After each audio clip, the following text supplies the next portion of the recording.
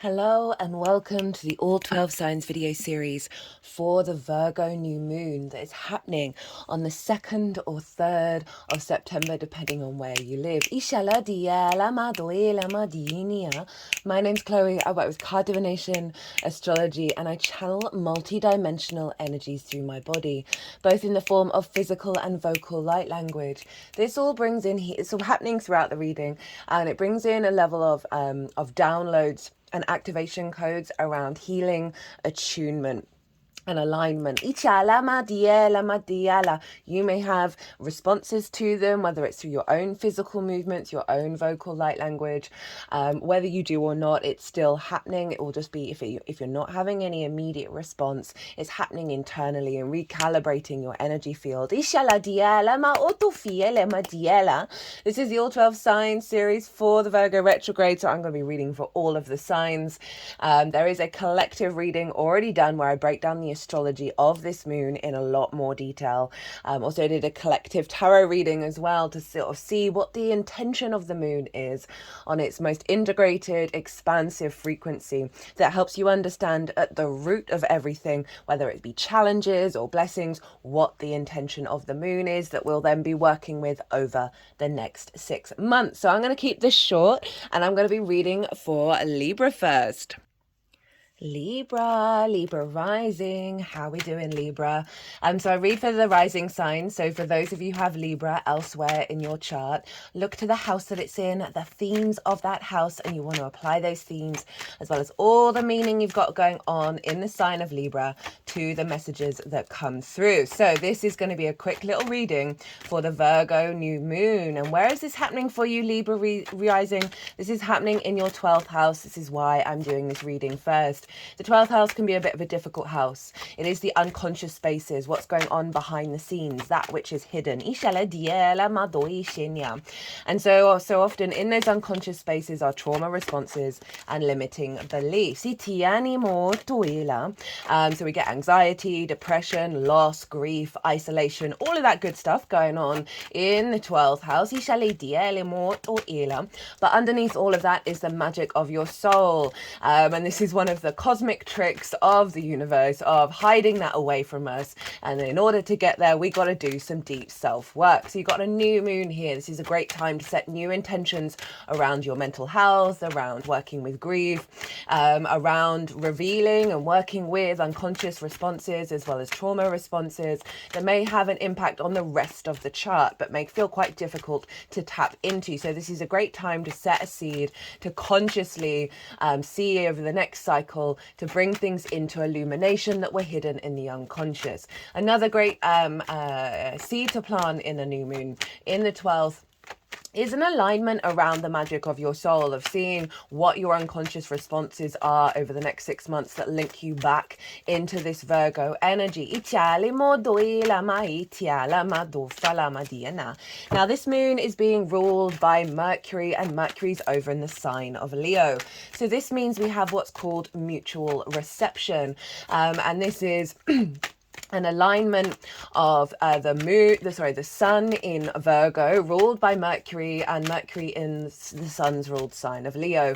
And so they're basically on speed dial with each other. They're in each other's realms, but they're easily contacting the ruler of that realm to have a very quick update on where the resources are, how best to utilize and work in this landscape. It's a very powerful alignment between the way that we collect information from the heart, that Leo energy, that's the sun is having illumination over and able to find the purpose within it in terms of Virgo. Now, Leo for you is in your 11th house of your hopes and your dreams, friends, groups and alliances, and reaping the benefits of the 10th house. Just had to pause there for a second, Libra. I do apologise. I was talking about the 11th house.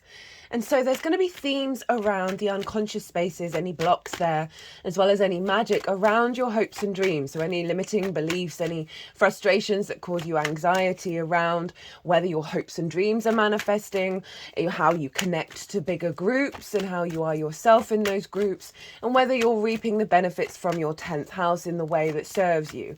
So there may be the likelihood that there's going to be some situations that show up during this cycle.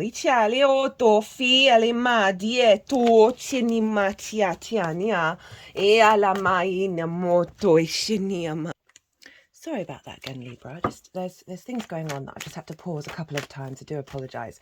So I was talking about Mercury and how that's going to be influencing the kind of focal point of what things are going to be coming up in over the next 6 months to sort of focus on in regards to those unhealed wounds, those unconscious responses that may limit us in terms of the dissatisfaction, the sort of the frustration around around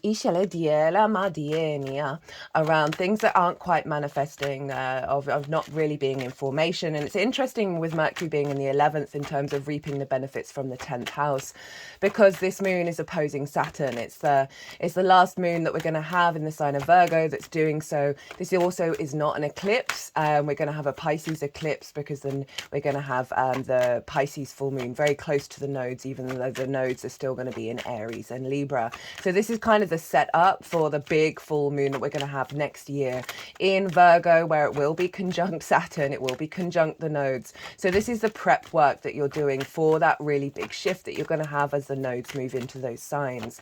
And that Saturn opposition over in the 6th, this is all about your work, your physical work, how you figure things out, your health and your routines. And so Saturn is going to be providing limitations around that maybe do with unconscious responses that are affecting you in the 12th. And it is really getting you into an alignment where are you going to let go of certain restrictions and limitations that have manifested in perhaps frustrations around the way that you work. Saturn in the 6th also gives you a lot of dedication. We're bringing this into balance here, an awareness of the things that the hypercriticism, the hyper judgment that may limit you in your unconscious spaces that aren't allowing you to see the dedication that you're putting into your work and the quality of the work you're doing. There's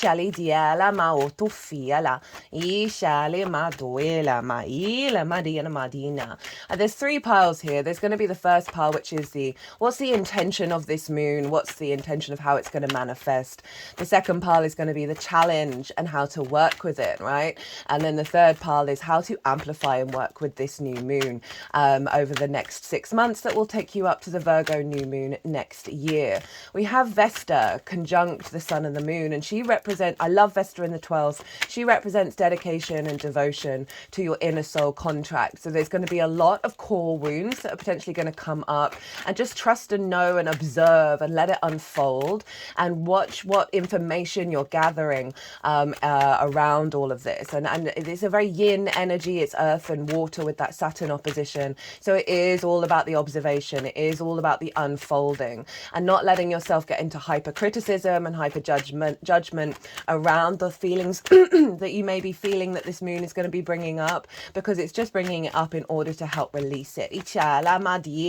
Molto fila dia la maina ma ot ishani madiela di to falia do fala jitiani moitiani maitiania. New moons in the 12th are a very powerful time to reorientate yourself around some core wounds.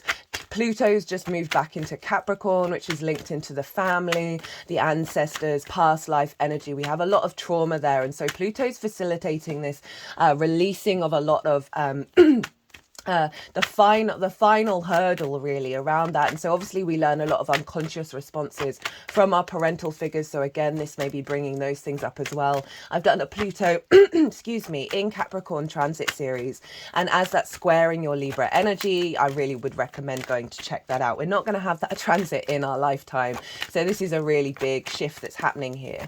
And as I said, while Pluto's not making a direct aspect to this moon, it is making a trine by way of but by way of house and by way of sign. And so there's a real sense of release and a wisdom that's going to be coming through with that Pluto energy. I would say let things transform. Don't be in fight and flight mode around possible endings or possible power dynamics and big big wounds that are coming up, because this is all in alignment with what this new moon wants to do, to really get you in alignment with your mental health and your physical body, that isn't denying your capacity to build and work from those unconscious spaces, from your capacity to observe and figure out problems. This might mean spending a little more time by yourself in isolation, because isolation isn't necessarily a bad thing. It is simply giving you time to reflect and have pause around what's coming up and what's being revealed. Mercury's obviously gone direct, so we're getting some more clarity, more vulnerability as well from that heart space. So being really kind and loving with yourself around what difficulties may show up, as well as finding a lot of clues and support. Oh, speaking of Leo, finding a lot of clues and support with this transit in all the cards are going all over the place now. In this transit around your capacity to give and receive, right? Libra, there's some really cool stuff going on in Libra with this moon, even though it's not making a direct aspect, because Venus is going to be conjunct the South Node with the asteroid Juno and Black Moon Lilith. And so this is a reconfirming to your own desires, your own love of self, your own understanding of self, a commitment to that from a very independent place. And that Mercury retrograde was conjunct Venus when it activated that retrograde in Virgo. And so there is a real defining shift here around your capacity to give and receive in a really healthy way, that's in alignment with your understanding of yourself and your embodiment of self. That's oh dear, that's way too many. But we're just doing one oracle card here, guys. What was I saying? I got a bit distracted there. That Venus in the first is really a big empowerment of feeling good about who you are, and it's an activation of that refinement that you've been doing with that South Node transit, and a commitment to the path moving forwards. So it's interesting, we've got strong Venus energy as it was conjunct the Mercury retrograde, in alignment of relationship dynamics and making sure that they are coming from the heart. There you're able to facilitate and create more healthy relationships around giving and receiving. This oracle deck is what we have forgotten, and I'm bringing it in because of Saturn over in the sign of Pisces. You know, Saturn's all about cause and effect and karma, that there may be some consequence, some action within yourself that has been forgotten, that needs to come to the surface in order to do this work in the 12th.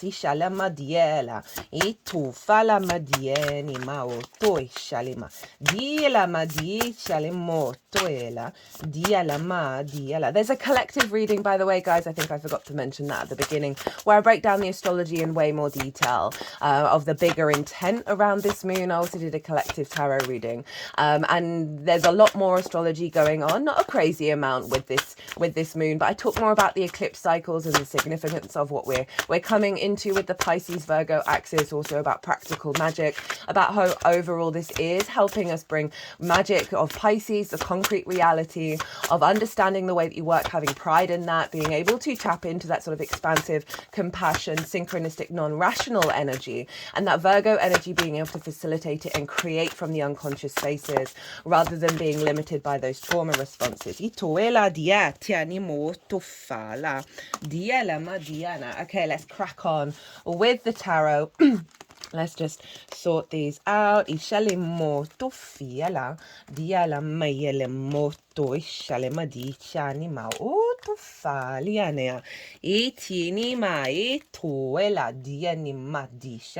So pile one is the intention of this moon. We have the Four of Pentacles, that was the first card out, with the Tower and the Queen of Pentacles. So this is, I'm getting two messages with this Four of Pentacles.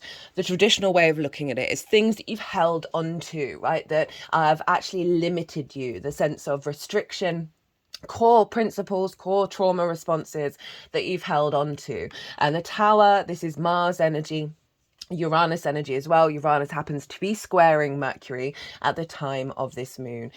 There's going to be structures pulled down, right? I love the Tower. It pulls down stuff from the superfluous energy. It keeps the foundation strong. So you are going to be rebuilding into the Queen of Pentacles, which is all about deep nourishment and observation and cultivation and care and love, like really strengthening that Virgo energy, where you're able to nourish and create from a place of abundance. The other message I was getting through with that Four of Pentacles is the flip side of this, which is about you being able to create from your inner frequency, from your soul's frequency, that's giving you a sense of sovereignty and capacity to create in the 3D world. And that's going to mean that structures are going to be pulled down, right? Because you're operating more from your unique frequency. That is again bringing in that more nourishment from that Queen of Pentacles. We've got the Ten of Pentacles at the bottom of the deck, which is saying this transit is getting you in alignment with your long-term frequency, your capacity to build from your legacy. That's the Saturn opposition in the way that you work. So really empowering there. The challenge and how to work with it. We have the Sun in reverse with the King of Cups and the Magician. This is quite a powerful combination. The Sun in reverse, we've got the inner child here, obviously those unconscious responses we learn from early ages that impact us as we are older. The Sun is our vision, our clarity, our animation, our sense of purpose. This is in reverse. So this is highlighting the blockages that are going to come up around visibility, around your sense of freedom, your sense of joy in those unconscious spaces. How to work with it. King of Cups and the Magician. King of Cups, love this with the Tower, because the King of Cups is all about being in the eye of the storm.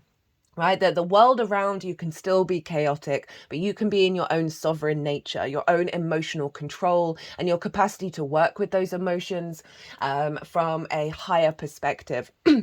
So this is acknowledging that, yes, there may be some chaotic stuff, but it is calling you to step into your own emotional sovereignty and be in the eye of the storm and be at peace with it, right? So any sort of emotional responses that you have around the blockages of your own visibility, your own sense of freedom, that freedom of that inner child, the illumination of the magic of your soul, it's saying if these things are occurring, you really want to step into this King of Cups and make sure that you are a little more grounded in with that Queen of Pentacles in your emotional responses. It's going to be giving you opportunities to do that. And the more that you do that, rather than having those quick impulses that don't necessarily serve you, the more that you stand into your own maturity and your sovereignty around that and realize that all things do pass, right?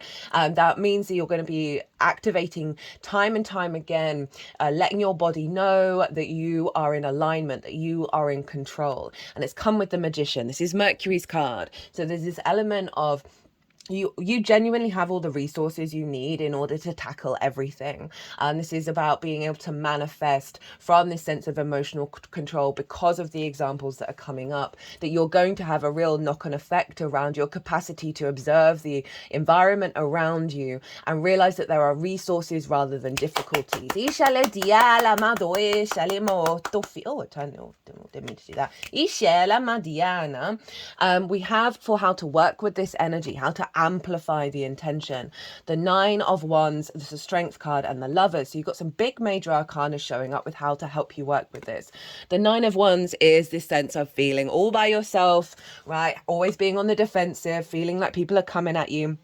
There's a level of being burnt out and exhausted, but there is this sense of being defensive, of being combative, and that being a process in which you are used to being, probably for good reason.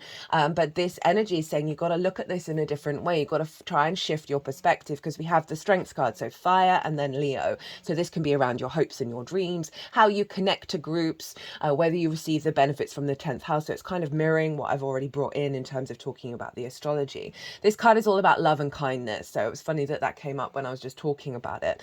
A sense of your instinctive mammalian side with your higher self working together, being vulnerable with each other and learning and building a level of strength through that. So rather than finding that you're in the defensive mode, this is saying, okay, how can we work and collaborate in this environment? How can we shift from a more heart orientated, vulnerable space? And it's going to be activating a deeper level of integration with you with the Lovers here. You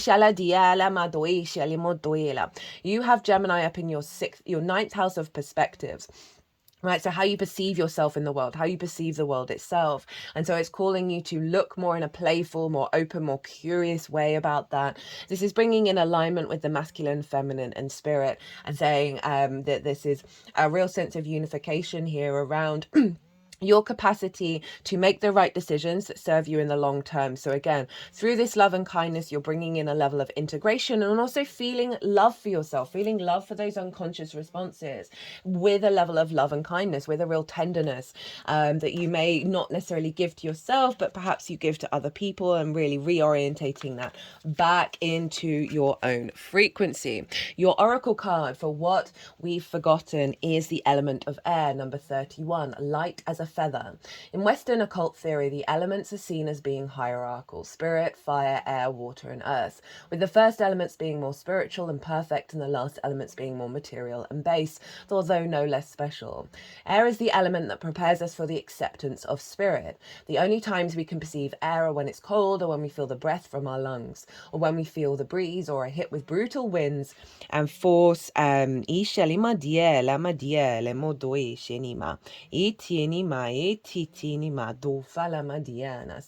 my timer, which I've gone over, has just gone off. Without this thing, we cannot see that which surrounds us. We would not be experiencing life. Most of us know about the idea of being light as a feather. So this is tying into that Gemini energy. And in magic circles on altars around the world, feathers represent the element of air. The word spirit comes from spiritus, meaning to breathe. Air and breath are just as important in our lives as our souls. Getting enough air helps us relax. Getting enough air is integral to clear speech. It's all around us, and just like air, we can't see it physically. We sometimes feel it when it brushes against us, or we smell something carried in it. It may cause goosebumps, just like energy. We've lost a lot of consciousness around it. See where you can start to bring more consciousness into meeting moments of your life with the element of air by breathing through it, by embodying the lightness of being. That's so lovely for the 12th. Mercury rules Virgo. Virgo can often be seen as an air sign. I feel like spending time by yourself doing meditative practice with breath work it's going to give you a lot of illumination around the perceptions in the 12th that have limited you, right? As well as leaning, I said, into that curiosity, into that sort of playfulness of how can I perceive things differently in order to then solidify that in the unconscious realm, right? I also feel like this is connecting you to your soul magic, and you're going to be doing this through breath. Obviously, as a Libra rising, the air sign, the air energy is very crucial to your embodiment of self. So that's through that Venus energy. Right, Libra, I'm going to leave it there. I hope you enjoyed this reading. If you did, hit that like button. As I said, there is a collective reading. If you want a personal reading, all my details are everywhere. And maybe perhaps going deeper on this. Other than that, Libra, be good to yourselves, be good to those around you, safe travels, and be well until we meet again. Virgo rising. How you doing, Virgo? So this is a new moon in your sign, Virgo, wherever that falls.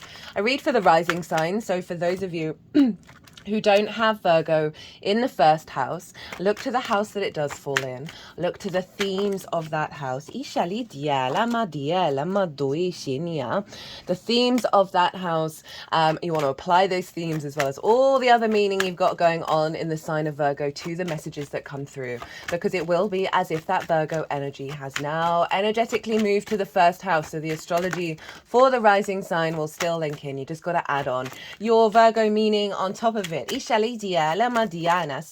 Virgo rising, this is happening in your first house, your house of self, how you embody your sun or your moon in your actions and your deeds. It all depends if you've got a day or a night chart, which luminary is providing wisdom to your ascendant of how to navigate through these cosmic waters, because that's your Virgo energy, the navigator, right? The embodiment through of your movements through your incarnation. It is your character, your sense of self, your body, and often how other people see you. So a great time to set intentions around the elevation of the sense of self, the elevation of your embodiment of self. You can set intentions around your understanding of your of how you perceive yourself, right? Your body, maybe doing some more body work. Any wounds around any wounds around how you're perceived as well. That can be a great intention to set, as well as self-worth. But overall, a deeper understanding, activating an intention around connecting to your embodiment of self is one of the most powerful things you can do with a new moon. You're basically getting a reboot this year around your sense of self. So great new moon for you. Saturn is opposing this moon. And so this is over in your 7th house, the house of self, sorry, the house of the other. And this is about important people in your life or energies in your life that you kind of work with on a one-to-one basis. So Saturn's obviously been here for a while. This is the last new moon that's going to be opposite that. This isn't an eclipse, but the Pisces full moon will be an eclipse. And there we won't have an eclipse in Virgo next year. I talk a lot about this in my collective reading, where I break down the astrology in a lot more detail of the overall intention of what this is all about and how it's going to unfold over the next 6 months. And we won't be having an eclipse in Virgo next year. So there's something around the Virgo energy that is bringing a little bit of calm with all this eclipse stuff, of our capacity to facilitate in the 3D world, right? To find more flow beyond criticism, beyond judgment. And I talk about that in a lot more detail in the collective reading. So with this Saturn opposition, it can bring up wounds around how the other perceives you. And be mindful of that. Be aware that that is part of the process in order for you to have a stronger sense of self. Saturn's also about commitment and legacy, so you can be activating and bringing into balance your level of not losing yourself, but still working with other people in a way that is serving your longer term legacy and a deeper level of commitment. That can also be Source over in the 7th, so that's going to be really powerful. Now Mercury rules this moon, and so Mercury's influencing what's going on with this moon, and it's over in the sign of Leo. It's come out of its retrograde cycle. And obviously Leo's ruled by the sun. So this has Mercury and the sun being in what's called mutual reception. And this is essentially they're in each other's realms. Imagine you're around a friend's house. And you've never been there before, and they're not there, right? So, but you don't know where anything is. So it's essentially you've got like a telepathic link to that friend, and you're able to be more in flow about like making yourself dinner, right? You're more in a flow state because of they're both basically on the phone to each other. So they're utilizing and working with the resources of each other's realms in a really harmonious way, and they are integrating each other's agenda with each other. So Mercury, not only by ruling the moon, but also by being in mutual reception with the ruler of Leo, is really bringing in an alignment around your 12th house, your hidden house, your house of mysteries, right? This is where the unconscious responses are. This is where a lot of magic is. But those unconscious responses can be trauma responses and limiting beliefs around who you are, right? Around your soul's path in this incarnation. And it can bring up anxiety, depression, grief, loss, isolation. But as I said, very magical. Your magic of your soul is underneath all of that. And so you have the capacity to perceive and collect information around the magic of your soul, around utilizing that and harnessing that energy to help you work with unconscious responses and blocked limitations around how the limiting beliefs may have blocked how you really embody yourself, right? With that first house energy.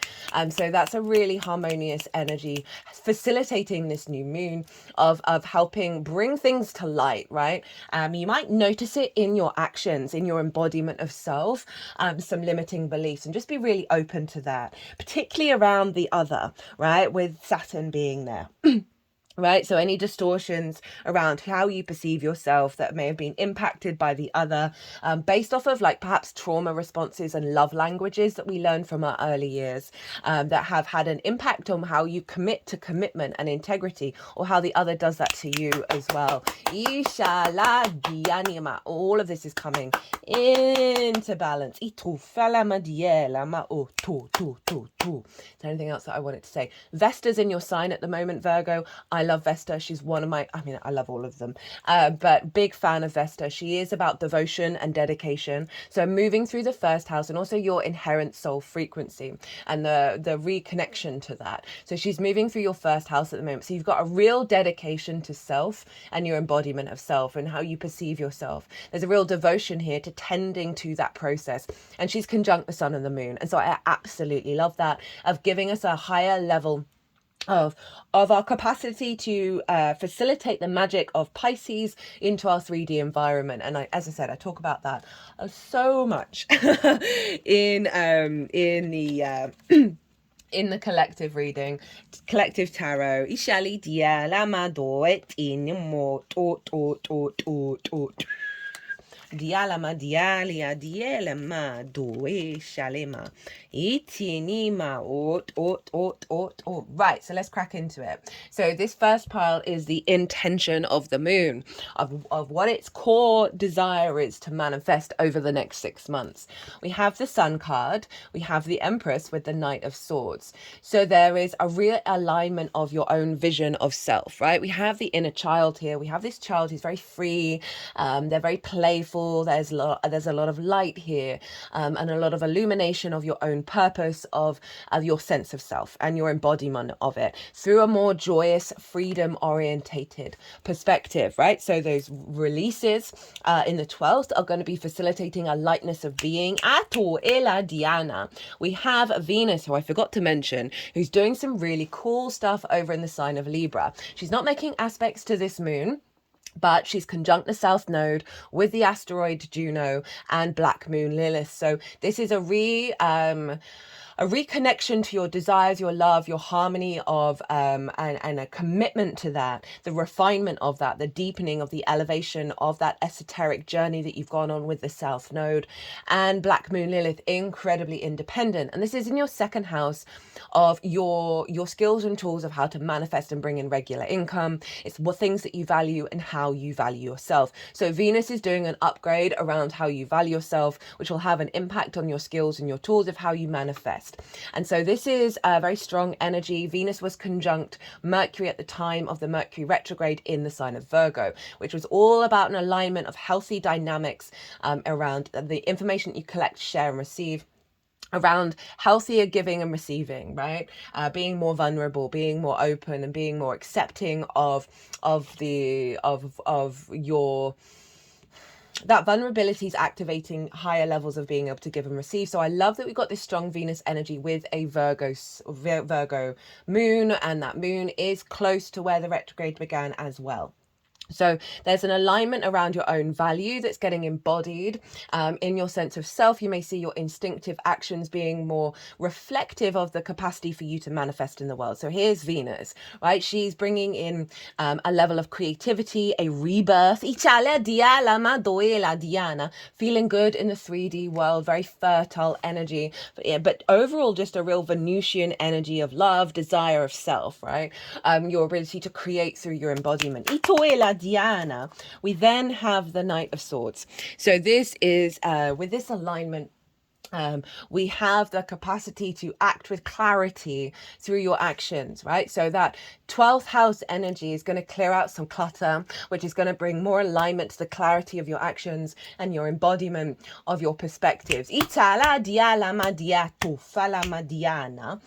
the challenge and how to, I'm just going to have to pause. I've got a tickle coming up. Sorry about that, Virgo. So this is the challenge and how to work with it. We have the Knight of Pentacles with the 8 of Wands and the 3 of Wands. These two cards actually showed up in the collective reading. So there's something about a frustration around things going slowly, right? Of not necessarily seeing seeing the, so this is the challenge of things going slowly, and I think it's just things going slowly in terms of your understanding of yourself, your embodiment of self, and how that may have been perceived by the other. Limitations around not seeing things manifest around your embodiment that have blocked you in the 12th. That it's just felt like there's a slow energy around a deepening of your true awareness of the path that you're on. And as a challenge, this can also show up as a challenge around the commitment to the integration process as well. Now you've got some really fast, confident cards showing of how to work with that. We've got this is another Mercury card. It's Mercury in Sagittarius. That's your 4th house of your home. But this is all about alignment. This is about finding ways of communicating that any restrictions and blocks and delays, of seeing alignment in that, of seeing that it is part of the unfolding, and the more that you're kind of allowing a level of acceptance with that, rather than hyper criticism or hyper judgment about how things are unfolding, particularly around perhaps how other people see you, and that it's calling you to be aware that no, actually all of this process is to do with an alignment, right? Is activating a level of confidence within yourself, right? And this was the first card out in the collective reading, which is about this figure knows that they're doing the best that they can in any given moment. So rather than worrying about the plans in the future, about how it's going to unfold and the actions that you need to take, this is saying that you need to focus on an alignment. Okay, Mercury in Leo in the 12th, right? So there's going to be a lot of messages that you're getting by yourself in your home, Sagittarius, that is going to help you understand and get into this energy of you are embarking on a new journey. It may not be at the pace that you want it to be, but it's saying that this is all part of the alignment process. And when we get out of conflict with that, then we see things start to speed up when we stop being in conflict with the way things are going. We have the Tower at the bottom of the deck. And I like this for a 12th house, first house placement. The Tower is about pulling down structures that no longer serve us so we can build from the foundational space. And so this is about activating a level of acceptance that things are going to be pulled down, right? With that energy over in the 12th, you're going to have illumination, a lot of messages, a lot of clues, a lot of synchronicities about what to build from next. It's also with the first house of pulling down a lot of restrictions around your full embodiment, right? That sense of that Knight of Pentacles, of just taking its time, right? Rather than, we can be quite impatient with things, of how things manifest. And with the Tower card, it's saying no, we're pulling down resistance. How to work and amplify this energy. You've got some interesting cards here. We have the Death card. This is your third house of communication, your day-to-day, right? Your local environment. We have the Ten of Wands in reverse and the Eight of Pentacles. And this is, again, confirming that 12th house energy. And we've got the third house of communication. Obviously, Mercury is often about that you're going through a process of releasing things that have had an authority over you, right? Combined with that Tower card, and be in awareness that you are protected as you go through this cycle. Remember those restrictions that Saturn can often bring, being in opposition. Often I talk about that Saturn in the collective, so go check that out, and you'll get a deeper understanding of what's going on here. But there's definitely things that have had authority over you. Saturn can be about that, of blockages around how you perceive yourself from the other, that these are falling away. And so just be in awareness of the transmutation process. Pluto's also moved into Capricorn. It is not trining by aspect this moon, but by sign. So there is an element of that. I've done a Pluto in Capricorn transit. That will give you more understanding of that fifth house energy where Pluto is, that may be blocking your creativity and your joy, your lightness, your sun, in regards to the embodiment of self. We have the Ten of Wands in reverse. So this is another fire energy. We've got so much fire in that collective reading, which wasn't surprising because Mercury's trine Chiron. As I said, go check out the collective reading. Ten of Wands is a sense of heaviness, a burden, restriction, right? So this is representing the being in awareness that this is coming in reverse, of in your 12th, of this heaviness, this sense of weight, of feeling like the beast of burden, right? So kind of similar to that Pentacle Knight of Pentacles, that you've just felt a weight, and this weight is being lifted. This is saying reflect on this being in reverse, of perceiving your world, your environment, being able to see the joy in it, being able to see the beautiful day, that this heaviness is being transmuted. And again, simply by being in observation that this is part of the process is going to lighten it, as well as redirecting your mental space, your embodiment of self, of the things that you're doing, the actions that you're taking. If they're feeling heavy, maybe do a little bit of a meditation around flipping the switch of how you can get creative, of rather than seeing the problems. Talk about this in the collective reading. Find the joy in the challenge of taking action that goes beyond old limiting beliefs and trauma responses. We also then have the Eight of Pentacles. This is whistle while you work. This is acknowledging the refinement process that you're working on over the next 6 months, and that you are refining yourself. But it does take an element of practice and daily habits to be able to really, everything's practice, guys. Everything that we do, like some of us out there, some moments are going to have like quick revelations, quick downloads, whereas all of a sudden something shifted. But most of the time it is about putting in the daily grind. Love that this has come up with the challenge of the Knight of Pentacles, right? Of that is saying, no, we've got to integrate that Knight of Pentacles rather than being in resistance with it, because it is serving the process of refinement. The Oracle card that you have that comes from this new deck that I got for myself for my birthday is What We've Forgotten. And the reason why I'm bringing this is of Saturn over in Pisces. It's about cause and effect and karma. What have we forgotten in that regard that's going to help us understand how to facilitate and expand based on that missing piece? And we have cycles. Ishali diala ma diala. I did cut the deck and get the ancestors. Obviously that's Pluto in your 5th house at the moment. Iti ala ma doela. But often we can have a lot of unconscious responses and limiting beliefs from the ancestral realm that aren't to do with us, that we are here to transmute. Change is good. Many of us begun that, okay, that Knight of Pentacles, the resistance to change, to doing things differently.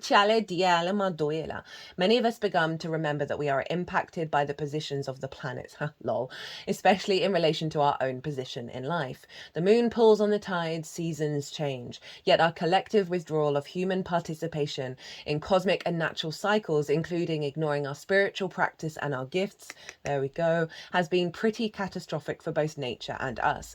It's time to remember and reclaim our connections to this cycle.